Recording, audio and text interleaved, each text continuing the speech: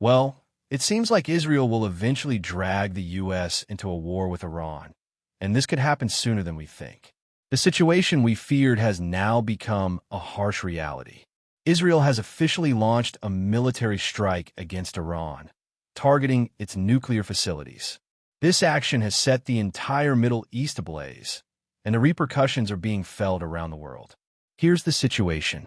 For months, we've seen a slow escalation of tensions, diplomatic efforts, threats of military action, and significant moves in the Middle East. But now, the situation has reached a critical point.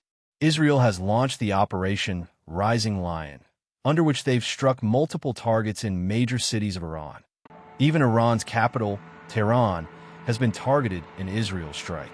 Iran's main enrichment facility in Natanz has been targeted, and a major blow has been dealt to Iran by the Israeli Defense Forces. Israeli Prime Minister Benjamin Netanyahu has even said that this operation will continue as long as needed, until the mission is completed. So, this is a proper war now. Moments ago, Israel launched Operation Rising Lion, a targeted military operation to roll back the Iranian threat to Israel's very survival. This operation will continue for as many days as it takes to remove this threat.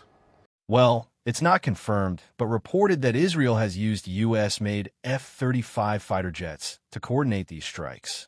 Cyber attacks were done to disable Iran's air defense radars, and cruise missiles were also used to further strike the danger zones. Now, immediately after these strikes, the U.S. Secretary of State and National Security Advisor, Marco Rubio, passed a statement saying, "We are not involved in strikes against Iran, and our top priority is protecting American forces in the region," which is obviously very hard to believe.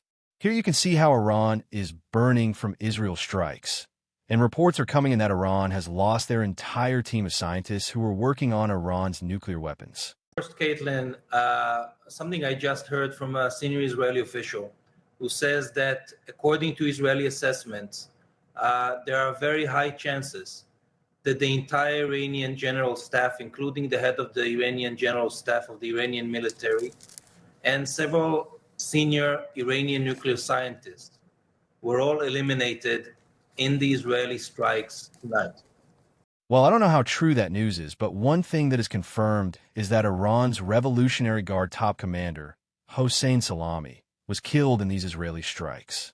Now, this attack was something everyone knew would eventually happen, because reports were already coming in that Israel was considering military action against Iran. And the U.S. intelligence agencies also pointed out that Israel could go rogue and take military action on its own, without waiting for U.S. approval. But no one anticipated that this attack would happen in just a few hours. Because just a few hours ago, President Trump stated that he didn't want Israel to strike. However, now Israel did it anyway. The United States is on high alert right now, and it has everything to do with the rising tensions between two major players in the Middle East, Israel and Iran. Just yesterday, news was coming out that the U.S. had authorized the evacuation of non-essential personnel from Iraq, and military family members were being pulled from bases across the Middle East. Because there was real fear that Israel might strike Iran's nuclear facilities, and that could spark a military confrontation that none of us want to see. But now it's too late to say those things. The war has already begun. Now, the situation is already explosive. Some talks happened between the American government and Iran in the hope that Iran would curb its nuclear ambitions. But all talks failed. President Trump already admitted that he's less confident in the possibility of a deal with Iran than he was just a few months ago. And the Iranian government is delaying negotiations, and that's a major red flag. Now, this gives Israeli Prime Minister Benjamin Netanyahu a sweet spot to launch a preemptive strike deep inside Iran. And to be honest, there are high chances that Netanyahu will eventually drag the U.S. into this unnecessary war. Because President Trump is the most pro-Israeli supporter in U.S. history, and Netanyahu has an obsession with the U.S. that only the U.S. and Israel together can stop Iran. And if Israel's hands are tied, America is next. And I'll tell you what else is next. The ability of all democracies to fight terrorism will be imperiled. That's what's on the line. Now, Israel has been vocal about its fears regarding Iran's nuclear program. They argue that Iran is getting dangerously close to developing a nuclear weapon, and they've said they will act unilaterally if needed to prevent that. And in this case, Netanyahu said that Iran has achieved enough high-grade enriched uranium that they're capable of making 8 to 9 nuclear bombs in less than a year. In recent years, Iran has produced enough highly enriched uranium for 9 atom bombs. 9. In recent months, Iran has taken steps that it has never taken before, steps to weaponize this enriched uranium. And if not stopped, Iran could produce a nuclear weapon in a very short time. It could be a year, it could be within a few months, less than a year. This is a clear and present danger to Israel's very survival. Now, Israel's military has already been preparing for this kind of operation, and the U.S. is deeply concerned about what that would mean for regional stability. Because the problem is, Israel strikes on Iran's nuclear facilities won't just impact Iran. It will create chaos in an already volatile region. Iran has also made it clear they'll retaliate against Israel's allies, namely the U.S. military. That means U.S. assets in the region would be at risk. That's why the U.S. has started evacuating non-essential personnel from Iraq and pulling family members from military bases. Now, another reason that Israel struck Iran is because Prime Minister Netanyahu has realized that his position as PM is in trouble. He's leading a coalition government that no longer has unity. Corruption charges have already been suspected against him. And now, if he doesn't do anything big to divert attention from that issue, then his game will be over. The demand for elections is rising in Israel. Here you can see a Jerusalem Post article where Netanyahu is using the Iran tension and threats to try and stop the Knesset, Israel's parliament, from dissolving and holding early elections. So this might be another possibility. Another thing is that the International Atomic Energy Agency, i.e., whose work is to promote the peaceful use of nuclear energy and prevent the spread of nuclear weapons, has reported that Iran is now holding nearly 900 pounds of near-weapons-grade uranium. That's a major problem.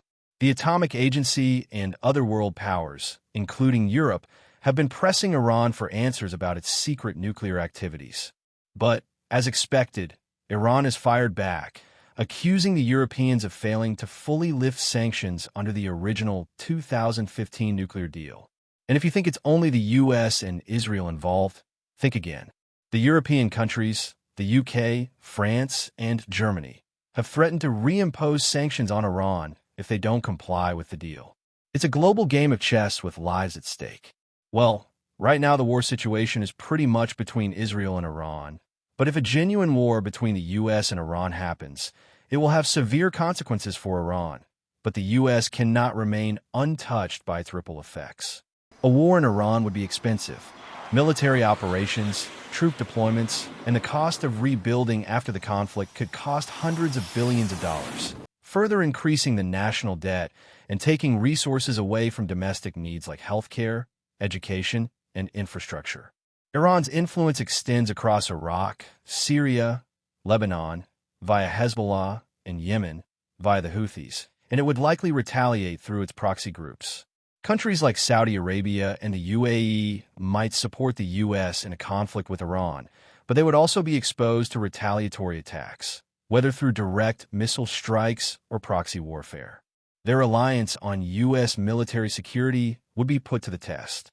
If the war escalates, neighboring countries like Iraq, Syria, and even Turkey or Europe could face a refugee influx.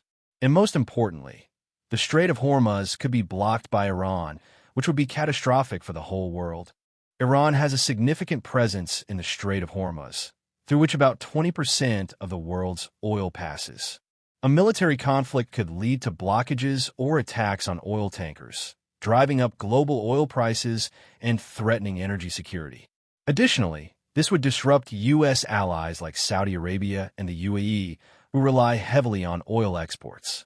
This could trigger an economic recession in oil-dependent economies like China, Japan, and Europe, and even cause inflation in the U.S. In fact, Russia and China could step in to bolster Iran, either diplomatically or even militarily, in an effort to counterbalance U.S. influence in the region. So what happens next? The strike has sent shockwaves beyond the Middle East. Iran has already begun retaliating, and U.S. military personnel stationed in Iraq, Syria, and other parts of the region are now at risk. The United States may be forced to intervene directly, as Israel's actions have already drawn the U.S. into the conflict. But this is no longer just a regional issue. It's a global one. But it'll be really interesting to see if the U.S. is even in a position to join this war, because internally, the U.S. is burning. There are riots happening in major cities, people's sentiments are dividing, and anti-Semitism is at an all-time high because of the Palestinian issue. So, a war with Iran won't be just a single war. It'll be a multi-front war, both externally and internally. So what's the takeaway? As of now, the U.S. is preparing for the worst. The White House has yet to make a definitive decision on military intervention, but the window for diplomacy is rapidly closing. The risk of a full-scale war between the U.S. and Iran is growing, and the Middle East could be on the brink of a wider regional conflict. The situation is evolving by the hour, and the consequences of Israel's strike on Iran are already being felt across the globe.